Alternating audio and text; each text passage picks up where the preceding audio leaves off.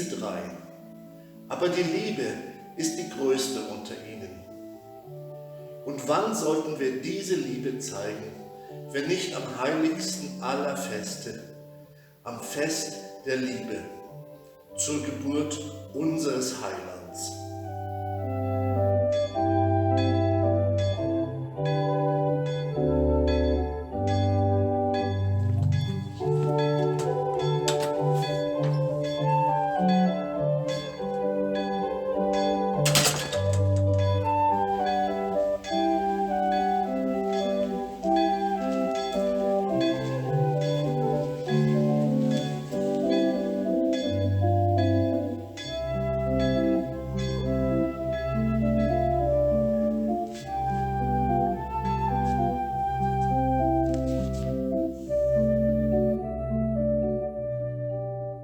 Das war ein hervorragender Gottesdienst, Herr Pfarrer. Wir haben auch eine ganz tolle Gemeinde. Ich würde für jeden einzelnen von Ihnen meine Hand ins Feuer legen. Aber Herr Pfarrer, ist das nicht ein bisschen voreilig? Aber Mesner, ich kenne jeden einzelnen von Ihnen. Und Sie haben alle Ihre Sorgen und Nöte. Und jeder hat so seine Eigenheiten. Ja, aber das ist doch gerade das Schöne daran, oder? Bestimmt hat der eine oder andere auch. Aber Mesner, haben Sie wieder zu viel Kriminalromane gelesen? Sie sollten nicht immer an das Schlechteste im Menschen denken. Das Leben hat mich gelernt, dass sie alle zu schlimmen Taten fähig sind. Und gerade hier müssen wir gegenlenken. Besonders jetzt zur Weihnachtszeit. Weihnachten ist das Fest der Liebe und die Liebe ist das Größte. So haben sie es aus dem ersten Brief des Paulus an die Korinther vorgelesen. Daran müssen wir immer denken. Daran müssen wir stets erinnern. Vor allem wir selbst dürfen diese geduldige Liebe nie verlieren. In diesem Haus sind wir Gott am nächsten. Unsere Kirche. Hier versammeln wir uns, um nicht zu vergessen. Und es ist eine wunderschöne Kirche. Schade, dass wir keinen Baum haben. Aber Mesner, für uns sollte doch kein Baum sterben. Dafür haben wir ja diese Krippe. Genau, eine wunderschöne Krippe. So anders, mal ganz ohne Stall. Handgefertigt von unserem lieben Ludwig Meyer. Er ist wirklich ein Künstler vor dem Herrn. Und ein ganz feiner Mensch.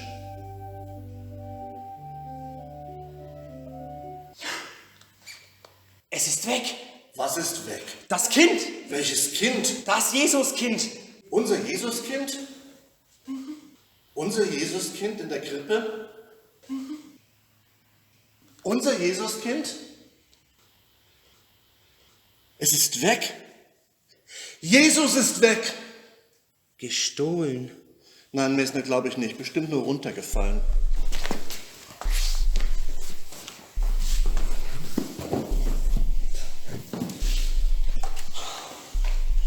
Sie ist nicht da.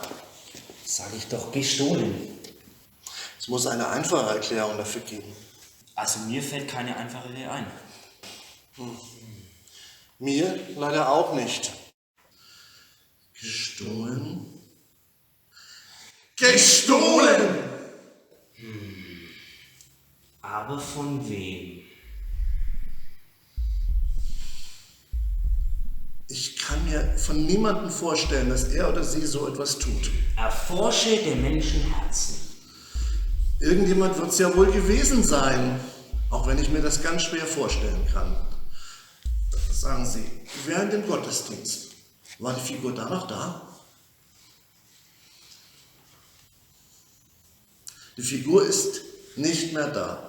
Und wir wissen nicht mal, wann sie abhanden gekommen ist. Sie meinen, sie könnte schon heute Nacht gestohlen worden sein?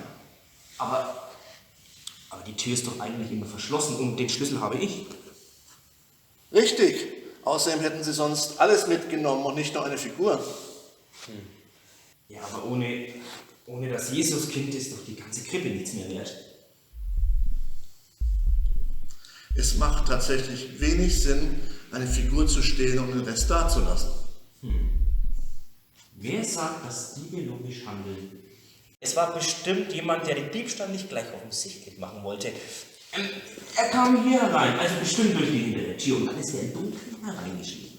Im Dunkeln? Ja, so dunkel es eben sein kann, so gegen 3 Uhr morgens, wenn kaum ein Mensch mehr auf der Straße ist. Aber Mason. Aber wir haben noch keine andere Idee. Und das zur Weihnachtszeit. Was machen wir denn jetzt? Wir können doch morgen keinen Gottesdienst halten ohne das Jesuskind am zweiten Weihnachtstag. Wir machen morgen einen Aufruf. Auf das der Sünder gestehe. Ihn erwartet eine drakonische Strafe.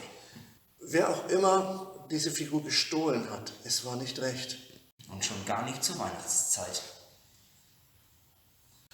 Wie können wir das Geständnis aus ihm herauslocken? Lassen Sie mich das machen, Herr Pfarrer. Ja, ich weiß, Mason, Sie kennen sich da ja sehr gut aus. Ganz genau. Die Romane zahlen sich jetzt aus. Am besten stelle ich mich vor die Tür, damit ich ihn abfangen kann, falls er zu fliehen versucht. Jetzt müssen Sie den Dieb nur noch aufscheuchen. Gibt es dazu eine passende Stelle in der Schrift? Ah, Johannes 10 könnte passen. Wahrlich, wahrlich, ich sage euch, wer nicht durch die Tür in den Schafstall hineingeht, sondern anderswo einsteigt, der ist ein Dieb und ein Mörder. Das ist gut, das ist gut. Ein Dieb und ein Mörder? Er wird versuchen zu fliehen. Aber da stehe ich vor der Tür. Haha. Und dann haben wir ihn. Ihn? Sie meinen, es ist eine Frau? Ich meine, es könnte auch eine Frau sein, ja. Mit einer Frau werde ich schon fertig.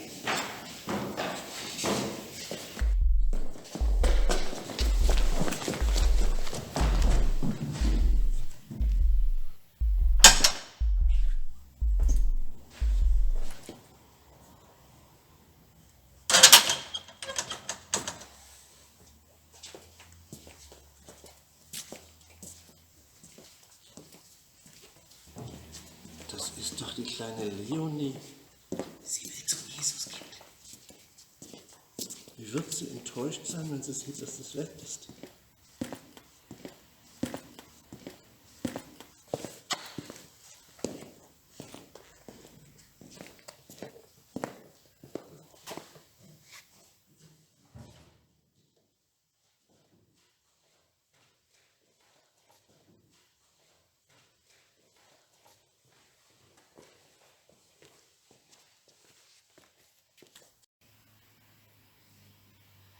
Na, kleines Fräulein, wo hast du es denn gefunden? Nirgendwo, ich hab's mir einfach aus der Krippe genommen. So, so. Du kennst doch das 7. Gebot, Leonie. Du sollst nicht stehlen. Ist das wirklich Stehlen? Ich wollte doch nur... Was wolltest du nur mit dem Jesuskind? Ich wollte doch so gern einen Roller haben, aber Mama hat gesagt, dass wir uns den nicht leisten können. Deswegen habe ich das Jesuskind gebeten, mir einen zu schenken. Und als Dankeschön habe ich ihm versprochen, ein paar Runden zu fahren. Und dieses Versprechen hast du jetzt eingelöst. Ja, und das war auch so toll. Und ich habe auch aufgepasst, dass dem Jesuskind nichts passiert. War das wirklich Stehlen, Herr Pfarrer? Naja, eigentlich schon. Aber ansonsten hättest du gegen das 8. Gebot verstoßen. Das heißt, du sollst nicht lügen, denn ein Versprechen nicht einzuhalten ist auch eine Lüge. So, und jetzt fährst du nach Hause und wir sehen uns morgen im Gottesdienst, in Ordnung? Ja, Herr Pfarrer.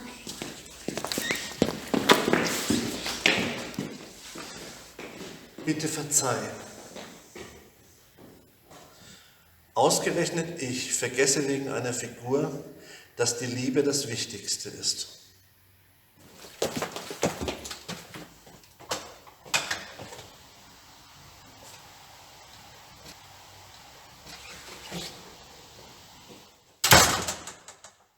So ein freches Girl. Aus der wird mal noch etwas ganz Großes.